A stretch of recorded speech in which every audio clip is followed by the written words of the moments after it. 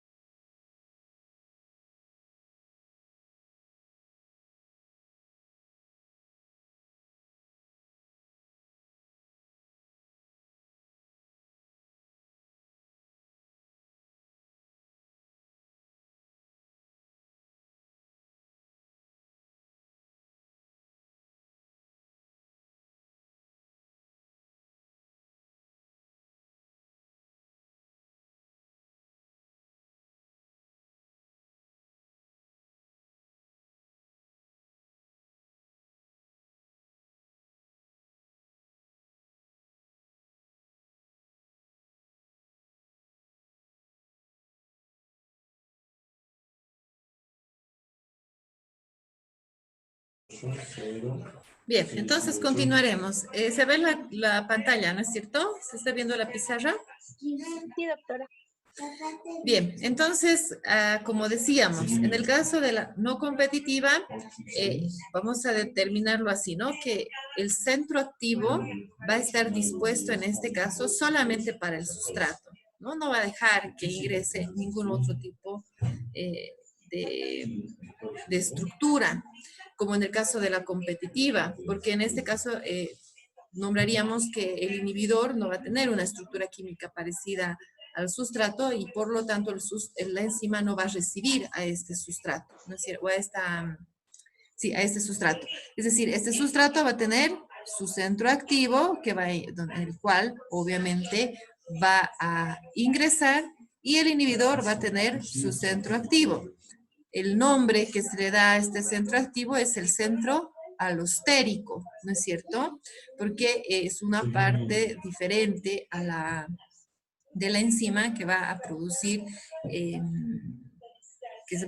es decir, su estructura química la está requiriendo, está formada de esta manera, ¿no? Entonces, y por lo tanto, si hacemos las reacciones que refieren a esto, significa que esta enzima, para que pueda producir su actividad catalítica, en este punto, cuando pueda, ¿no? Vamos a cambiar esto. Es decir, cuando pueda o dé lugar a la realización de su actividad catalítica, seguramente en la parte del centro alostérico va a entrar algún otro tipo de cofactor, podría ser, ¿no? O una molécula inorgánica. Entonces va a ingresar esa molécula y no así el inhibidor. Entonces, en este caso estaríamos produciendo la formación del complejo enzima-sustrato y la formación, obviamente, de lo que vendría a ser el producto. ¿Sí? Un color, otro color. Ahora, en el caso de que va a haber el ingreso de lo que es el inhibidor, No, estos. Con un lápiz de color tienes que hacer la forma. no, primero vamos a hacerlo de la siguiente forma. Vamos a tener. Podemos tener alfombras que tienen forma de óvalo. Esto es hecho. A ver, dígame, ¿es la forma correcta de hacer la interpretación o me falta algo más?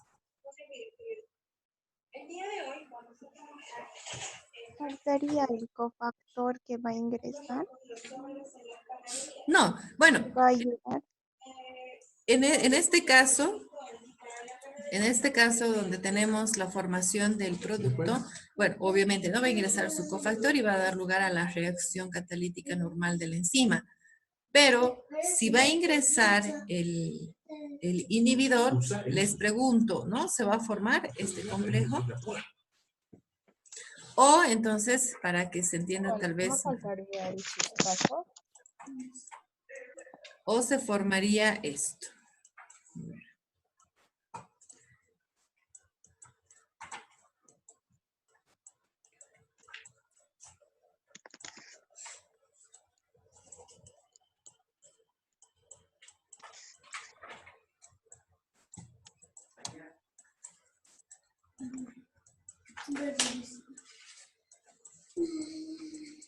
A ver, dígame, ¿cuál de estos se formaría? Este primero, bueno, este se puede dar, ¿no? Si es que el inhibidor no interfiere en la actividad catalítica de la enzima, o en este caso en el centro alostérico, entonces el cofactor entra y forma el producto y se produce la catálisis normal de la enzima. Pero si ingresa el inhibidor, se da este complejo enzima inhibidor o este complejo enzima sustrato inhibidor. ¿Qué creen ustedes? Enzima sustrato Enzima sustrato inhibidor. Enzima inhibidor. Enzima sustrato inhibidor y enzima inhibidor no. Se formaría la enzima inhibidor. ¿Por qué? Los dos. Los dos. Se van a dar los dos casos. Y eso ya lo vamos a ir desarrollando en cuanto a lo que se refiere a la ecuación dinámica de las enzimas, ¿no? Bueno, cuando hablo de la ecuación dinámica es esta.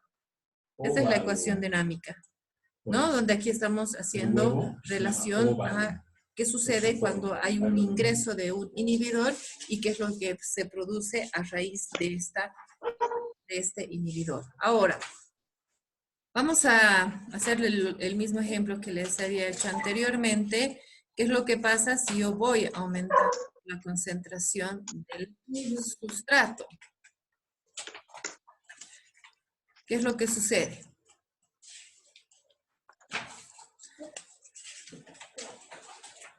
¿Qué es lo que sucede? Si voy aumentando la concentración del sustrato y la concentración del inhibidor es menor. ¿Qué es lo que sucedería con esta reacción? Como yo. No puede ser que un ejercicio.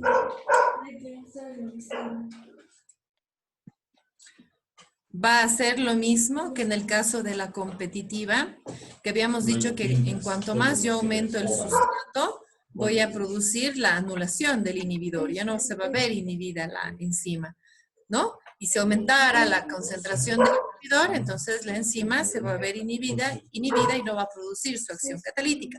Ahora, en el caso de la no competitiva, les pregunto lo mismo. Si yo aumento la concentración del sustrato, ¿qué va a pasar con el inhibidor? No, yo pienso que no va a afectar en nada porque los dos tienen distintos centros activos donde se van a unir. Pero sí, efectivamente, no va a haber un cambio en relación a esto, pero se va a producir mayor concentración de sustrato en la enzima. Ya, ¿y eso va a producir una inhibición o no? Esa es la pregunta principalmente. Si yo al aumentar la concentración del sustrato en una reacción no competitiva, ¿puedo llegar a inhibir la enzima o no? No se va a inhibir la enzima porque tiene mayor cantidad de sustrato. En sí no desaparece por mucho que aumente la concentración del sustrato, la enzima. ¿No desaparece la enzima o el inhibidor? La inhibición, o sea, no desaparece por más que aumente la concentración del sustrato. Exactamente.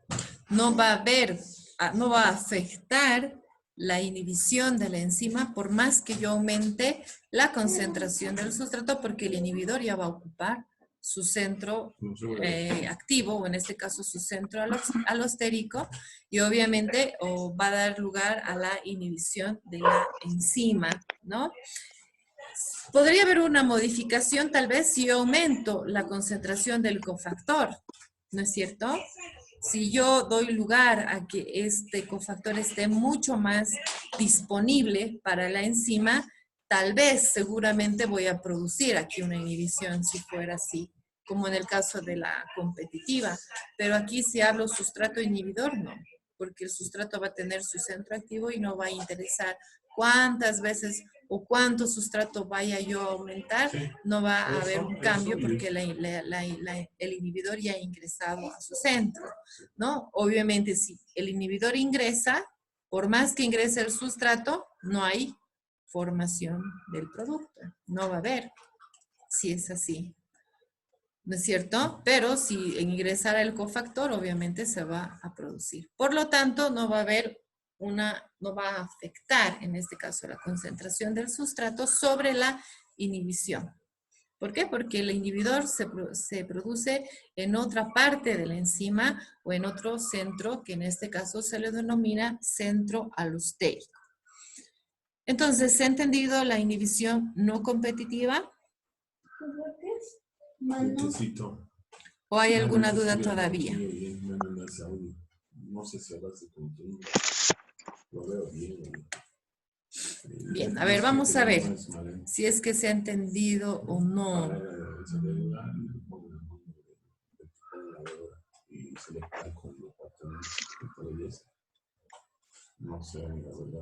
A ver, René, ¿será que nos puedes explicar qué es lo que has entendido sobre lo que es una inhibición no competitiva, por favor?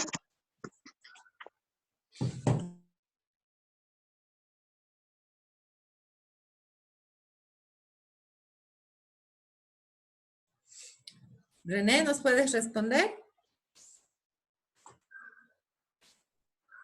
Griselda, ¿qué es lo que has entendido de inhibición no competitiva?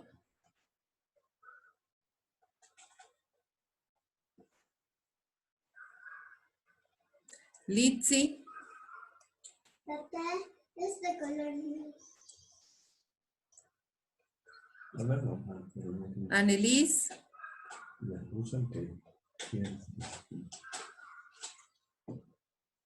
No se ha comprendido entonces lo que es una inhibición no competitiva, ¿no?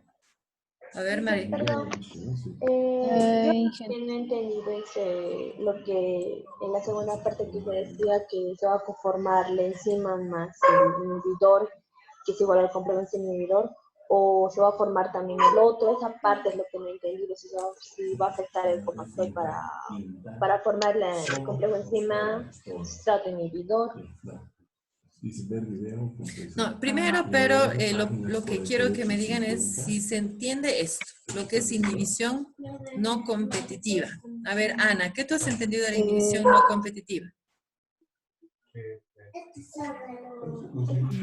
Bueno, lo que yo he entendido de la inhibición no competitiva es que tiene dos centros, que uno es un centro activo específicamente para el sustrato y el otro es un centro alostérico, que eso es para el inhibidor, y que según esto se va a ir formando ya sea el complejo enzima sustrato y la formación del producto, o los otros complejos al intervenir también el inhibidor y el cofactor. Ya, muy bien. Entonces está comprendido, ¿no? Cuando hablamos de una inhibición no competitiva, entonces tenemos estos dos centros donde uno ingresa el sustrato, el otro ingresa el inhibidor.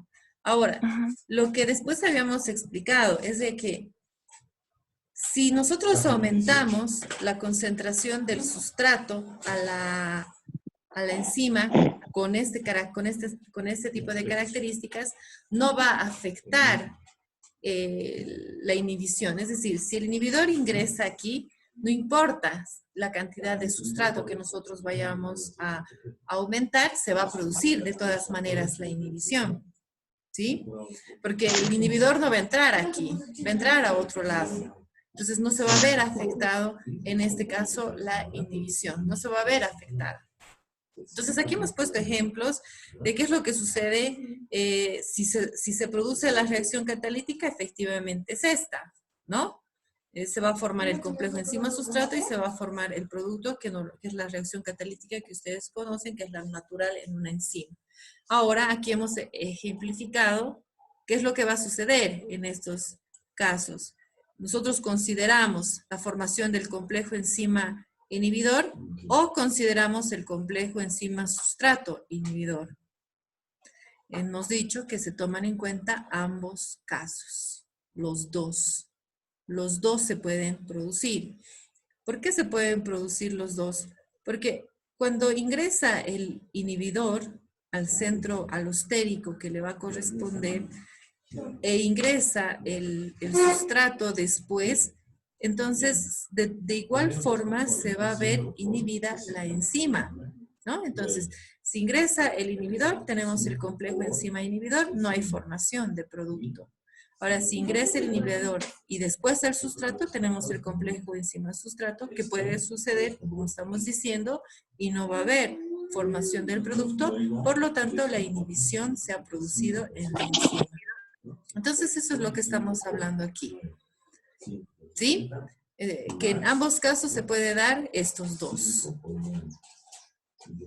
En ambos casos, perdón, se tiene que considerar que va a haber una inhibición. Cuando ingresa solamente el inhibidor, ¿no? Es decir, tengo aquí mi enzima, tengo aquí su centro activo, pero puedo considerar que solamente se va a ocupar el centro alostérico y aquí tengo el inhibidor. Esto estamos diciendo que es enzima inhibidor. Aquí no estamos considerando el sustrato, por lo tanto la enzima está inhibida. No quiere decir que no, está. Pero si nosotros consideramos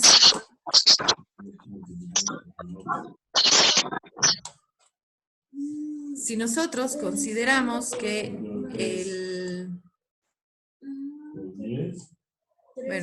que ha ingresado el inhibidor aquí, ¿no? Lo tenemos aquí al inhibidor. Y puede, aún así, el sustrato también ingresar a su otro centro activo y por lo tanto podemos formar el complejo enzima inhibidor. Entonces se pueden dar o este caso o se puede dar este caso, los dos. No hay una restricción para eso. Nos está diciendo, solamente cuando entra el inhibidor, entonces ya no deja que entre el sustrato. Para nada, ingresa el sustrato igual. Va a ingresar, pero ¿qué va a suceder? Nada, no va a haber formación del producto.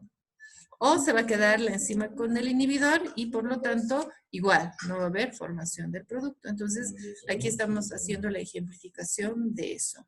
Que no importa si el sustrato ha ingresado al centro activo cuando el inhibidor sí lo ha hecho, obviamente. Si no hay inhibidor, obviamente va a entrar el cofactor, va a entrar el sustrato y se va a formar el producto, ¿no es cierto? ¿Por qué estamos hablando del cofactor? No nos olvidemos que esto es una enzima conjugada que va a comprender dos centros activos.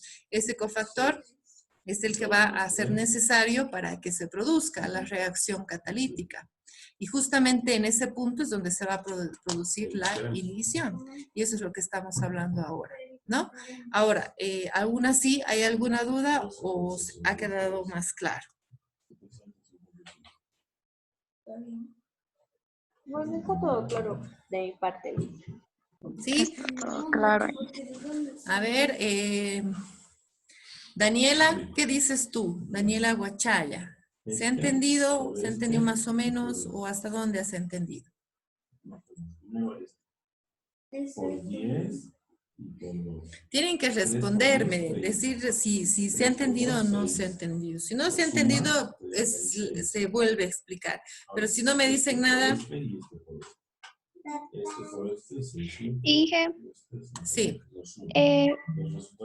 Entonces, en el competitivo, digamos, tiene un centro activo donde están compitiendo un inhibidor y un sustrato. Y el no Así es. competitivo, entonces, no tiene dos centros donde da igual si entra un sustrato o un inhibidor. Eso sería la diferencia, ¿no? Que tiene los dos centros activos, pero una vez que ingresa el inhibidor, no importa si ingresa o no el Sí, sustrato. no entra. Exacto. Puede eso o sería no. la diferencia. La diferencia es en que que el sustrato puede ingresar al centro activo, pero si el inhibidor ya lo ha hecho, no hay formación de producto. Ay.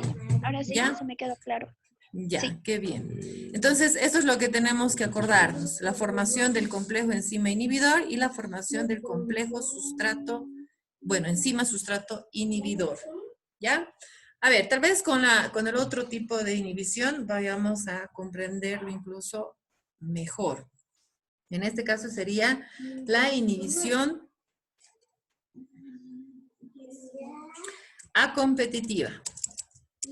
También se la denomina anticompetitiva, acompetitiva, mixta. Entonces, es la misma, por si acaso, ¿no? Eso les digo por el tema en el que ustedes puedan estar viendo algunas otras bibliografías o algunos otros libros y pueden tener esas diferencias, ¿no? Pero viene a ser prácticamente lo mismo. Entonces, en el caso de una acompetitiva, ¿a qué se referirá? El inhibidor se fija únicamente el complejo enzima sustrato. De que hay un aumento en la concentración del sustrato y el inhibidor solo se fija al complejo enzima sustrato. Bien, entonces aquí tenemos nuestra enzima.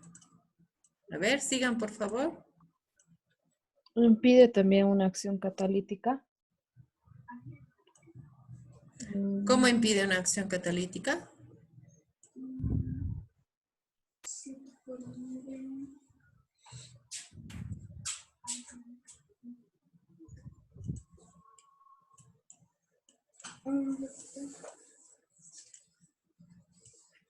¿Dónde se va a fijar el inhibidor?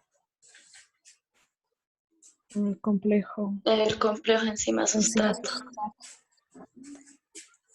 Entonces, en este caso, la acompetitiva tiene que, como condición, más que todo, el inhibidor, que exista la formación primero del complejo enzima. Es decir, el sustrato ingresa al centro activo y recién el inhibidor puede producir la inhibición, ¿no es cierto? Puede ingresar en otra parte, obviamente, de la molécula y va a producir.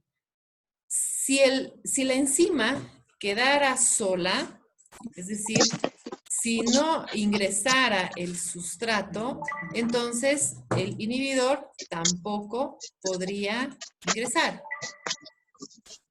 ¿Sí? Entonces, sí o sí tiene que haber, en este caso, la formación del complejo. Es decir, el centro activo tiene que estar ocupado por su sustrato para que el inhibidor pueda ingresar en otra parte, obviamente, de la enzima y producir la inhibición.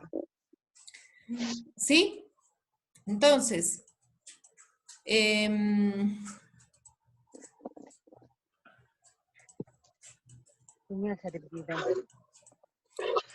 cuando hablamos de esta forma de nuestra ecuación dinámica, entonces estamos diciendo...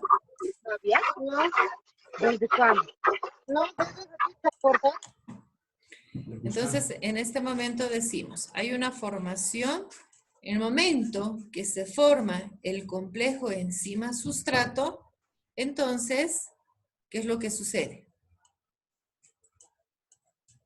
puede ingresar el inhibidor, ¿no? Y se va a formar el complejo enzima sustrato inhibidor. Ahora, ¿no? La pregunta que nos estamos haciendo constantemente. Si yo aumento la concentración del sustrato, ¿qué es lo que sucede con el inhibidor? En este caso, el inhibidor desaparece ante concentraciones altas de sustrato.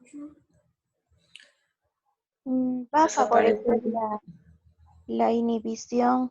Va a favorecer la inhibición. Si estamos diciendo que necesita el inhibidor que se forme el complejo enzima sustrato, entonces estamos facilitando que suceda la inhibición porque el inhibidor va a poder ingresar sin ningún problema, ¿no es cierto? Entonces, cuantos más complejos enzima sustrato yo forme, ¿no? Estoy dando lugar a que mi inhibición se produzca. Aquí está por 45. Aquí haces como este. Y nunca voy a dejar que se forme nuestro producto, ¿no? No va a haber formación del producto. Porque por más, incluso va a favorecer en el sentido de que si mi inhibidor requiere la formación del complejo enzima sustrato, entonces inmediatamente cuando el sustrato ingresa al centro activo, el inhibidor puede ingresar inmediatamente y se produce la inhibición. Entonces aquí es una condición que está poniendo el inhibidor. El inhibidor está condicionando, está diciendo, si hay formación del complejo enzima sustrato, yo puedo inhibir la enzima. Y en el caso de la no competitiva, era indiferente. Si ingresaba el inhibidor a la enzima, no importaba si el sustrato estaba presente o no, pero si la enzima estaba inhibida. ¿No es cierto? Ahora, si ingresaba el sustrato, igual podía ingresar el inhibidor. Entonces, aquí estamos viendo las diferencias en cuanto a cómo se va a producir la inhibición, considerando las características que representan de forma química cada enzima. En el caso de la competitiva, es un centro único o un centro activo o sitio activo en el que el sustrato y el inhibidor van a competir. Y en el caso de lo que vendría a ser una no competitiva, tenemos estos dos, pero no va a importar si entra primero el inhibidor o si entra primero el sustrato, no le va a interesar. Se va a producir la inhibición en ambos casos, ya sea en la formación solamente del complejo enzima inhibidor, sin ingreso del sustrato, o cuando ingresa el sustrato. Pero en el caso de una acompetitiva, sí o sí, tiene que haber el ingreso del sustrato, formar este complejo enzima sustrato y recién como condición puede ingresar el inhibidor. Por lo tanto, si yo aumento la concentración del inhibidor, del sustrato, estoy favoreciendo la inhibición. ¿Se ha entendido o alguna duda aún? Cortados por la... Sí, se ha entendido. Bien. Entonces, el examen va a ser hasta ahí. ¿Sí? Después ya vamos a ir desarrollando lo que representa KM en cada una de las, en cada uno de los tipos de inhibición. ¿Qué pasa con KM? ¿Qué pasa con la velocidad máxima? ¿Cómo va a hacer las gráficas también que hemos hablado en cuanto a lo que es Michaelis-Menten, Weber-Burke también? Vamos a ver cómo están estas gráficas se modifican cuando hay presencia de una inhibición, porque estaríamos, como hemos dicho, disminuyendo la actividad catalítica cuando hablamos de una inhibición reversible. En el caso de una irreversible, obviamente va a ser diferente, pero en este caso no lo estamos viendo. Entonces, el examen va a ser hasta aquí. ¿Sí? ¿Alguna duda? ¿Alguna pregunta? Nada. Entonces, vamos a pasar a la práctica, que es con respecto a la elaboración del vino, como les había dicho.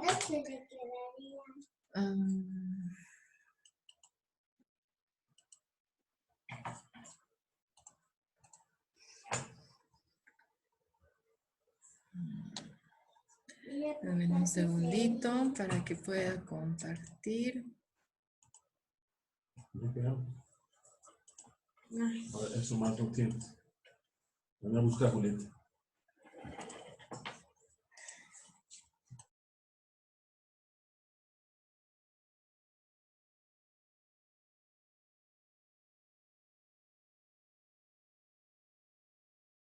Bien, ¿se ve lo que les estoy compartiendo? Si me pueden decir, por favor. Sí, sí se ve. Bien. Entonces, esta presentación del vino de frutas que se lo realiza en laboratorio y con el uso de diferentes levaduras, vamos a hacerlo en cuanto a la parte teórica de lo que representa esta elaboración. Vamos a ver las características que se tienen que, o los factores más que todo, ¿no? Que se tienen que tomar en cuenta. Cómo se aplica desde este punto a lo que vendría a ser la enzimología es por la presencia de las enzimas, ¿no? Que se utilizan obviamente a partir de las levaduras. Para la elaboración de este vino se van a utilizar 3 levaduras. Ahora, primero, ¿no? Como conceptos en general de lo que representa una bebida alcohólica, sabemos que tiene que ver la formación de etanol, ¿no? Ese es el objetivo de una bebida fermentada, la obtención de el etanol para que la bebida contenga un grado alcohólico, y eso se produce a partir de los azúcares que van a representarse en una determinada fruta y las levaduras que van a cumplir la función de transformar esos azúcares en etanol. Estas levaduras son las que van a secretar obviamente las enzimas que van a tomar esa acción de transformar. Si hay azúcares complejos, los va a transformar a un azúcar simple, y este azúcar simple se va a transformar en alcohol o en etanol, ¿no? Ahora, estas son las etapas principales de lo que vendría a ser la fermentación de una bebida alcohólica, que es la respiración y la fermentación. La respiración es una etapa donde el microorganismo, o en este caso la levadura, va a equilibrar su actividad catalítica con respecto a la presencia de oxígeno. Va a consumir todo el oxígeno que se pueda presentar en ese momento antes de iniciar la fermentación, y luego se va a dar lugar a esta, ¿no? Entonces aquí se estabiliza, se podría decir, principalmente las enzimas o las levaduras, las enzimas que han sido producidas por las levaduras, y luego posteriormente estas van a empezar a dar lugar a su actividad catalítica y van a transformar, como ejemplo, la glucosa en etanol.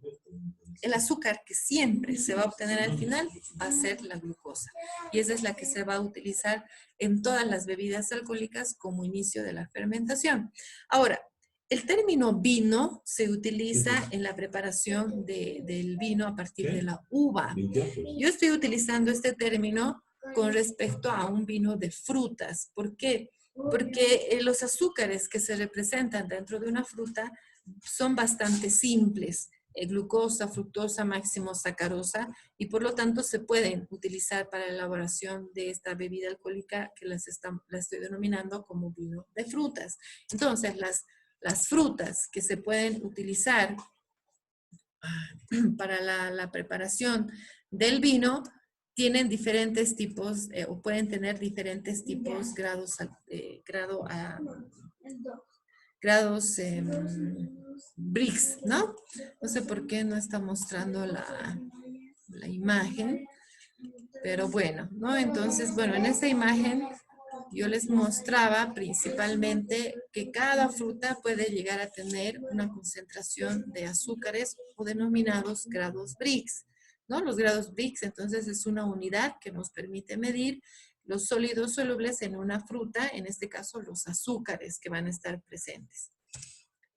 Las frutas que se pueden utilizar entonces son muy variables, ¿no? Pueden ser las cítricas, pueden ser obviamente las manzanas, la frutilla, pera, piña, ¿no? Se pueden utilizar todas, pero el objetivo de utilizar es después hacer un equilibrio de todas las características que se necesitan para poder justamente obtener el vino.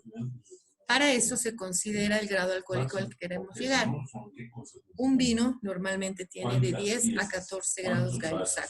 Gay-Lussac es la unidad que nos permite medir el grado alcohólico que va a tener la bebida, en este caso el vino. Entonces, grado alcohólico es este, ¿no? Y en relación a eso tenemos que considerar el término chaptalización. ¿Qué significa chaptalización? La chaptalización es un término que se utiliza a la adición de azúcar que se hace al mosto que va a iniciar la fermentación.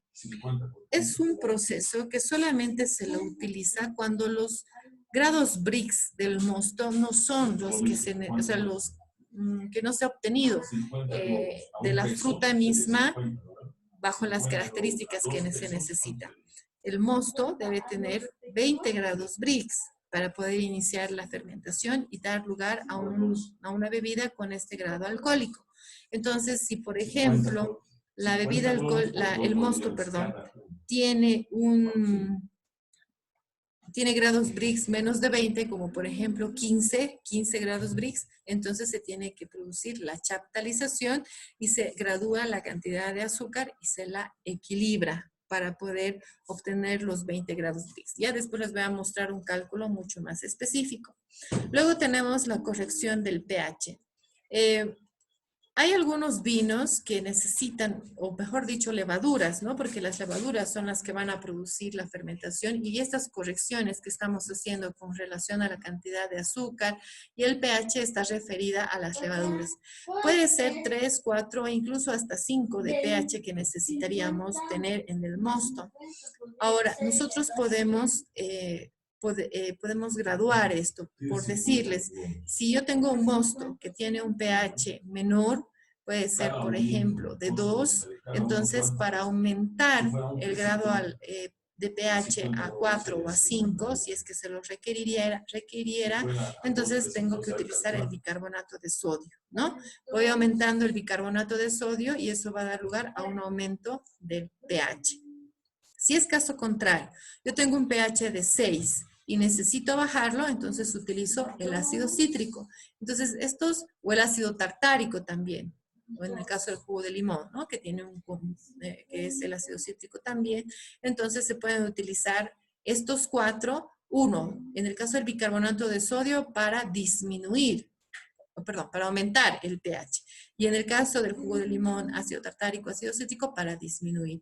Si es que mi mosto no tuviera el pH que yo busco, ¿no? Si mi mosto tiene que tener un pH de 4, entonces, si ese está menos, entonces tengo que colocar el bicarbonato. Si es mayor, entonces el ácido cítrico y de esta manera equilibrar. Bien, entonces esto en cuanto a los factores, ¿no? Que ya les voy a mostrar de forma mucho más específica cómo se tiene que realizar este equilibrio, porque en la actividad que ustedes van a realizar tienen que considerar todo eso. El montaje del fermentador que se hace justamente para la elaboración del vino es esta, ¿no? Se utiliza una botella común, con la tapa que tiene la botellita, y en la tapa se van a hacer estos dos orificios, ¿no? Bueno, más que todo, un orificio en el que va a entrar dos tipos de mangueritas que tienen dos diámetros diferentes, ¿no? Los que están aquí con plomo es una manguera más ancha y la que está entrando por el medio de esta es un diámetro más pequeño. Entonces, esta es la parte que les decía. Esta es la tapa. Y aquí están los dos tubitos, ¿no? O las mangueras que se están utilizando. Una es la manguera de acuario, que se la denomina así, y la otra es una manguera de látex.